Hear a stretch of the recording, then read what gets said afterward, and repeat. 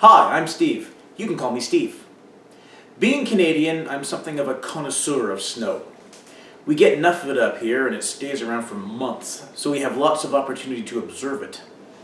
Not all snow is created equal. It comes in a bunch of different varieties depending on how packed it is, how wet it is, and how chunky it is. It's said that Eskimos have 100 words for snow. First off, they're Inuit, not Eskimos, and they speak more than one language. Secondly, the nature of Inuit languages means that you can make an almost infinite number of words by glomming smaller words together into one long, unbroken string of syllables. German does the same thing. This makes counting them somewhat difficult. It's nowhere near 100 though. Most Inuit languages share 3 common root words that describe snow that is falling, snow that is finished falling, and snow that's on the ground.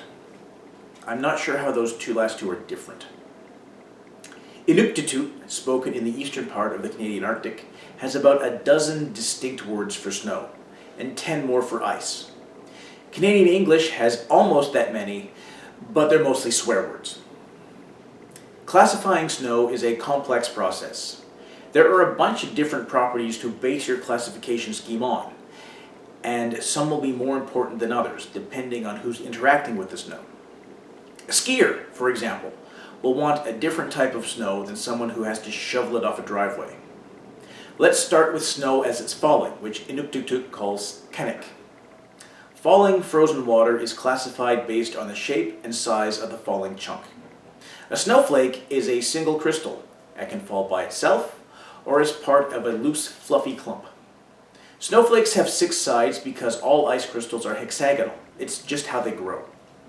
Snowflakes are said to be unique, but nobody's done a complete survey on all of them to compare them. Densely compressed chunks of crystals are called snow grains if they're smaller than a millimeter, and snow pellets if they're larger. Snow pellets are not crystals. They're an amorphous glob of frozen water molecules smooshed together with no regular order.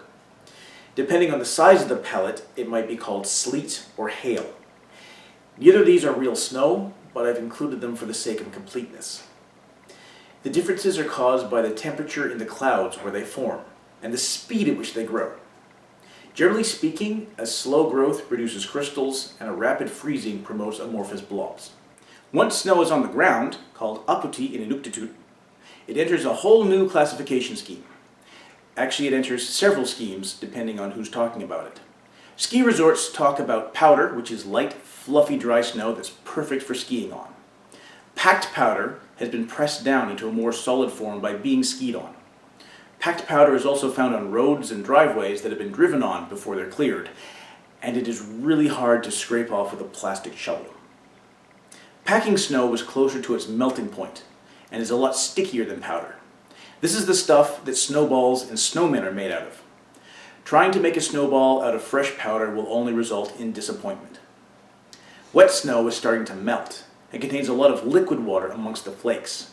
This makes it denser because the water occupies a lot of the space that should be filled with air, which makes it much heavier to shovel. If there's so much water that snow is visibly dripping, it's slush. At the end of the season, it becomes spring snow, which is a catch-all term for the disgusting, melted and refrozen and covered in dirt, mass of ice that's all that remains of a winter's worth of precipitation. Scientists usually talk in terms of the snowpack, which is an accumulation of many layers from many different snowfalls. They describe the material in terms of crust, which usually results from the outer layers melting a little and then refreezing into a hard surface, or depth hoar, which is a poorly packed crystal near the bottom of the pack.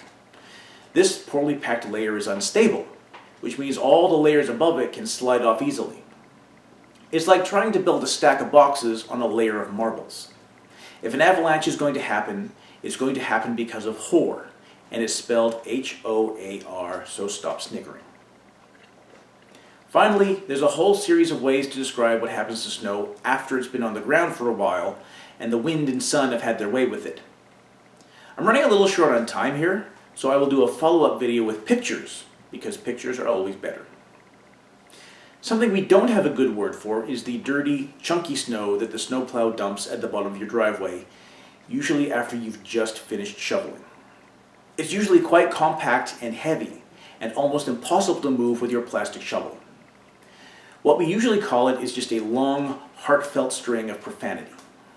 That's snow. It comes in many forms, and how enjoyable it is depends on how you plan on interacting with it. If you want to go skiing or have a snowball fight, snow is wonderful. If you just want to get to work, snow is an affliction, especially if you live in a place that doesn't often get snow and the entire city grinds to a halt. Looking at you, Vancouver. Thanks for watching. I've been Steve.